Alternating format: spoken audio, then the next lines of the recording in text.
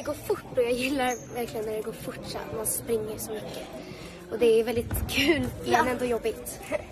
Jag tycker att fotboll är roligt för att man vill ju fortsätta att så här, spela fotboll inomhus för att man inte kan spela utomhus om det till exempel är snö på planen. Ja, och så här, bollen går typ jättefort här inne och ute kan det gå lite långsammare.